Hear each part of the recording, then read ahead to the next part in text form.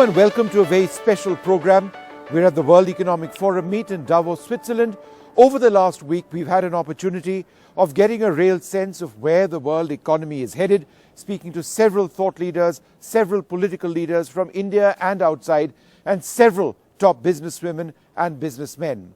The agenda at Davos this time around was dealing with a fragmented world. And there are multiple challenges which have arisen from the Ukraine war, challenges which continue to remain as a result of the pandemic. But the need to bring the world together, to make it less fragmented, certainly on environmental grounds, where climate and sustainable development goals, sustainable environmental goals remain a priority, those are issues which really have brought together a lot of the leaders that I referred to. On this very special program, a quick look at some of our best interviews. This is the best of NDTV's Davos 2023.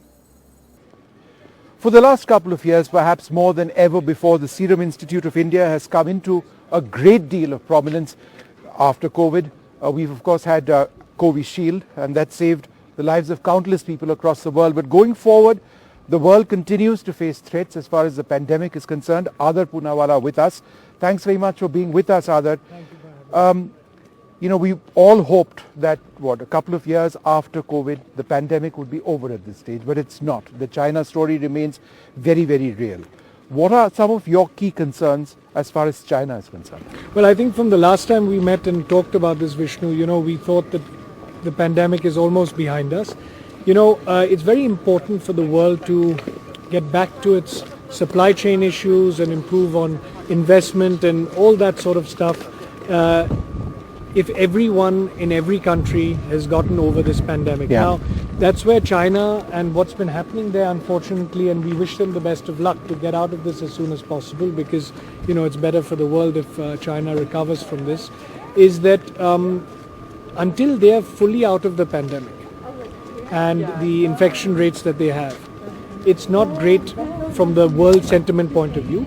We're in a very good position, of course, as you know, and we need not panic because of having a higher than 90% coverage with a very good vaccine and herd immunity having built up because we didn't adopt a complete zero COVID policy. We're in a very good situation, and we're trying to engage with China and requesting them to set aside political differences or issues or apprehensions and take some of the Western vaccines or Indian vaccines as a booster. So how have you done that? This is really important. Covovax is something you believe may have an impact, not just in India, around the world, but certainly in China. So you've approached the Chinese government, or how is that process working? I don't know how much of that I can share, but both, through private channels and other channels, we're trying to get through to them. We haven't had a full response yet. I think they're just deciding on which way they want to go, whether it's even worth now introducing a booster vaccine with so many infections going on. I think that's a valid argument. I just hope that they decide one way or another very quickly. And the reason why we offered Covovax to them is because it's proven with its neutralizing antibodies and human trials that it works very well against Omicron and the subvariants. Right. In fact, 2 to 3 times higher response than even Covishield. So this is where, it is a useful booster for our citizens in India, for whomsoever wants it. And, because as the strains change, the older vaccines become ineffective toward the newer strains. And that's why, Covovax is very important, and people were asking about it, and that's why it's and you've got data on it, hard data, and that's what makes it viable. It is approved by the US FDA, Europe approved as a booster in 30 countries. Now, as soon as yesterday, the DCGI also approved it as a heterologous booster, which means you can take it no matter which other vaccine you've taken as dose 1 and 2. So, now it's all available.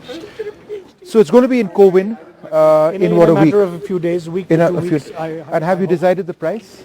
It'll be at the same price as all these other vaccines. Which is what approximately? 200-300 rupees or something. Right. And now this is important because it's a new vaccine. We do face, a booster, a lack of boosters in India. So how effective is it for older people, for younger people? Is it safe with other vaccines which they may have taken? Absolutely. We've done trials with Covishield, Covaxin as a primary and secondary Right. dose. We'll send you all the details Right. and give you the neutralizing antibody data. It's very safe, and as I said, it gives 2 to 3 times higher response. Right. Specifically against Omicron and the subvariants. Right. Compared to even Covishield. Right. Well, one of the major business leaders to be here at the World Economic Forum for several years now, but certainly this year as well, Rishad Premji of Wipro. We've had a fantastic conversation in the past. I think the real buzz this time around is the India story. We were here a few months back. Yeah. There wasn't quite the India presence. Do you see a big change this time? It's remarkable, I think, Vishnu, the representation of India has been growing every year. And if you walked on the promenade, it's unbelievable how many Indian companies are here. So the relevance of India on the global stage is dramatically changing over the last few years, and even more so in the last 12 months. And so this is a great time for our country and for the opportunity to capture the global stage in a very profoundly different way than before, I think. We've not quite come out of the pandemic, but when many parts of the world were affected much more than they are right now, IT companies tended to benefit. There was so much that happened, favored IT companies. We went offline, we went online when the world couldn't actually operate offline, as it were. But now, has that bubble burst a little bit because we are seeing layoffs in so many places? The tech services industry has a different rhythm than the tech product industry, so that's one fundamental observation. The euphoria of the last couple of years, I think, has slowed down, certainly. But I remain more cautiously optimistic, and I'm using the word more purposefully than before, despite the uncertainty. I think it's a good thing for our industry that some level of attrition has slowed down. I think it's a good thing that there's more stability building. But I'm incredibly excited about the future for our industry, right? The reality is, after customers spend on technology, they have to optimize that technology to make returns on that investment. And so there's a great opportunity for tech services companies like us. And so if you see the conversation across the industry on pipeline, on order booking, that remains positive and buoyant despite the changes. Certainly the nature of that pipeline has shifted to be more cost transformative as opposed to focusing more so on the digital and the revenue side of the business. But we've had record order bookings last quarter, the highest we've ever had as a company.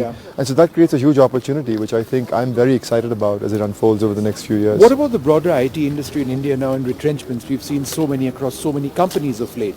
Again, is this part of a bubble bursting? Is it perhaps some sort of a winter before a spring once again in the IT sector in India? So I'm not sure what you mean by retrenchment, right? Every year organizations look at talent and look at top talent, look at underperforming talent and make those calls. Look, I think we're still hiring. We're hiring on scale. Freshers to me is an important indicator. If I look at the first 9 months of the number of freshers we've hired, what we hired all year, last year. I am very optimistic about how the momentum continues over the next couple of years. I know across tech services. I'm talking about tech services as an industry. Correct. So I'm not talking about the product companies. I'm talking about the services companies as well. I think one reason for that may also be that in the euphoria, many of these companies really hired on a disruptive scale unlike ever before. And perhaps they're looking to now optimize and find the right balance and equilibrium. But I think for the tech services companies, that model, I think, continues. And the fact that, you've even got the IMF warning of a recession at a global level, that doesn't affect India or the IT space? So I find it's very interesting. India is a hot story across the globe. The one learning for me in the last few days here in Davos has been that the sobriety that people felt about the world economy is less somber than it was. People are more optimistic than I find. People feel that markets like the US will bounce back faster. Europe is more colored, but it's showing up differently for different companies. So for example, for us, we're seeing more positivity in Europe. Our pipeline looks stronger in Europe, just given the nature of the kind of customers and the kind of work we are transacting. So there's also a context of your own business context outside of the economy. But the general feeling is people are more optimistic. They are less bearish than perhaps they were, or perhaps I thought they would be. Over the last couple of days. So that's exciting and positive. One of the key themes where there's universal consensus of where people around the world need to come together is on the issue of climate, on the issue of environment.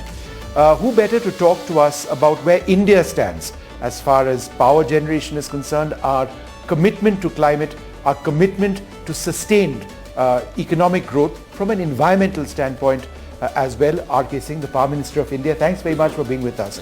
I've been here for several years. I think the buzz around India this time, before we get to power and climate, it's quite something. What are your thoughts on that? Yes, actually that's, the India. it's the India story, a large economy which is growing at 6.87%. So by and large, the world has seen India emerging. India has emerged as the place to invest. In my sector, in renewable energy, power, renewable energy, in the digital sector, India is the place to invest. And they all recognize that. India is emerging, has emerged, I would say. Now, our target for renewable energy, 500 gigawatts by 2030. Where are we towards achieving that? We already have established about 177 gigawatts of non-fossil. And non-fossil, that means 7,000 is nuclear. The rest is renewable. And I have another 75 gigawatts under construction. Yeah. So that makes it about 250 odd. So we are towards the target we will meet. Yes, I'll cross that. Then I have another about 30 gigawatts under bid. And there's one thing which, people don't focus on. We have launched the hydrogen mission, the green hydrogen mission. Now, under the green hydrogen mission, my industries already have, and it's mostly private sector, in fact, almost all private sector, already have concrete plans for setting up manufacturing facilities for 6 million tons of green hydrogen and 32 million tons of green ammonia. Now, every billion ton of green hydrogen requires 25,000 megawatts.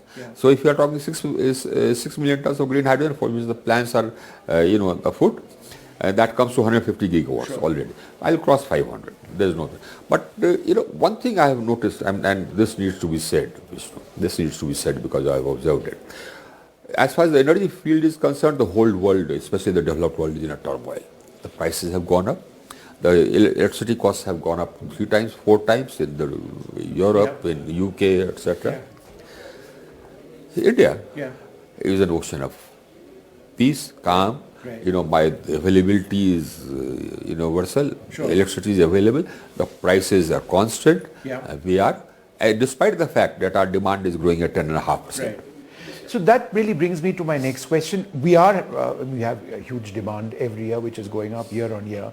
A large bulk of this is being met with coal. That's obviously not clean. But the point that you've made, and I think it's interesting and important, is that that consumers in the country or our economy will not suffer at all. That you will continue with non-green energy until such time as a viable solution. I'm very clear in my mind. I'm very clear in my mind. There's no question of compromising on the availability of energy for our growth, for a higher standard of living of our people. This I tell everybody bluntly.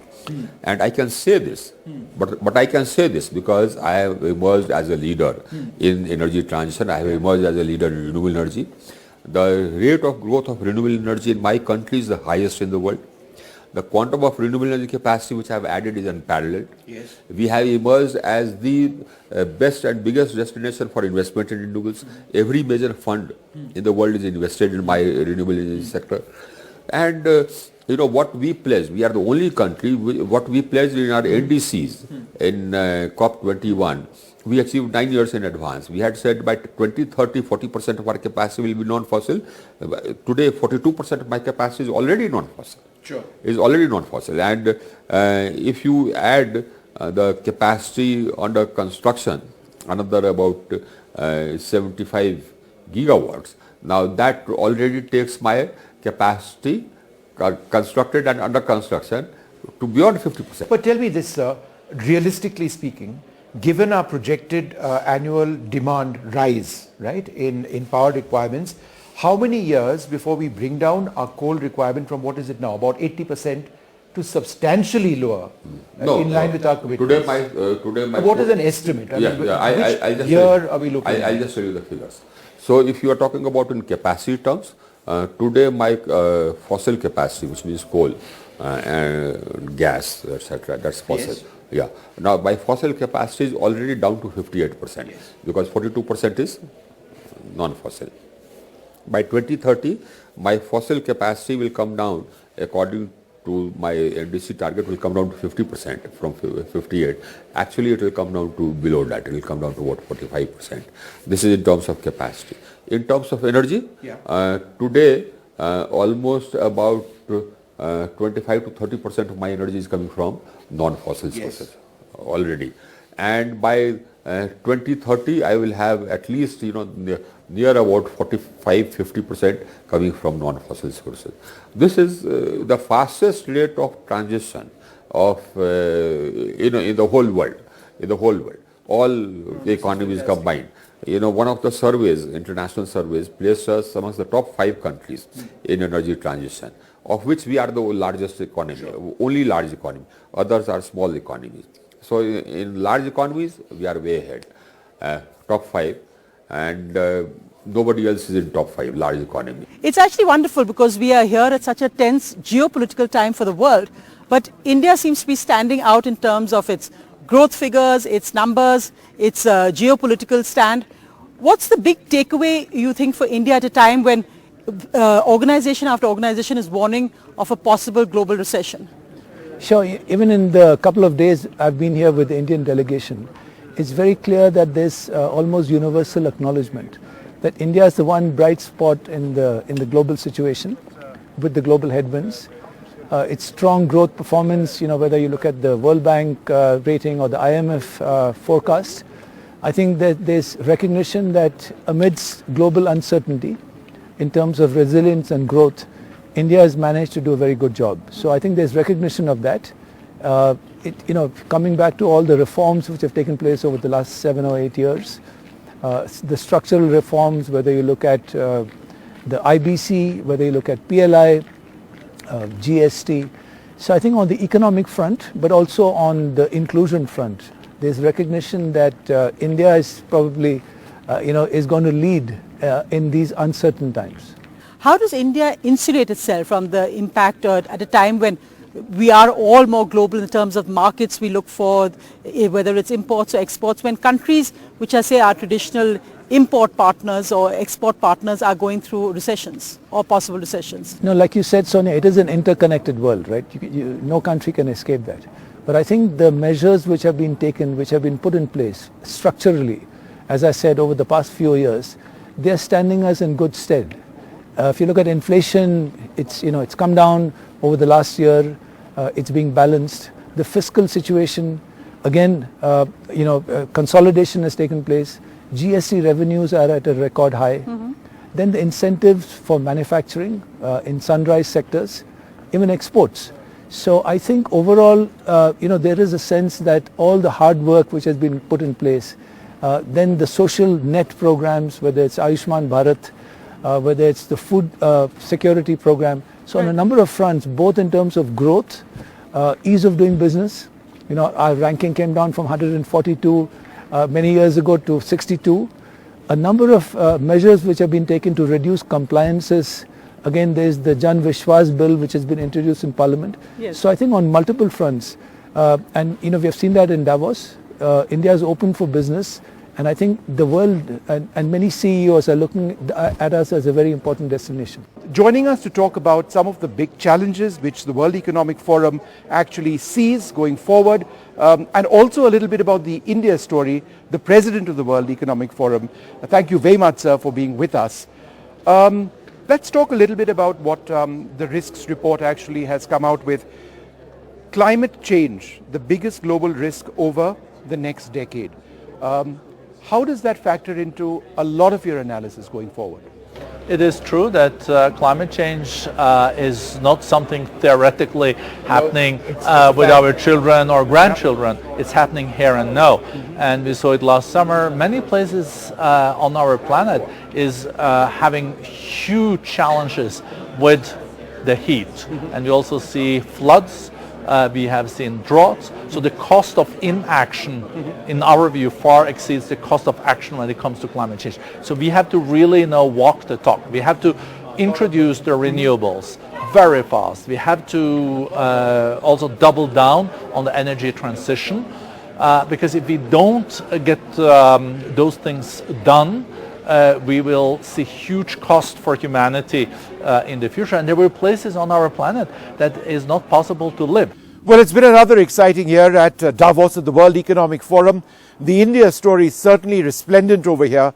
So many business interests in India So many foreign companies, so many nations, so many leaders, and certainly a huge representation. Several ministers from the centre came to Davos this year, several state ministers, several state pavilions, an India Inclusivity Pavilion, an India Pavilion, a CII Pavilion, and a lot more.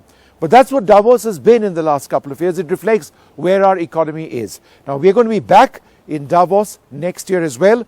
From my camera person Ashok Mahale, my producer Gaurav Bakshi, I'm Vishnu Shom for NDTV.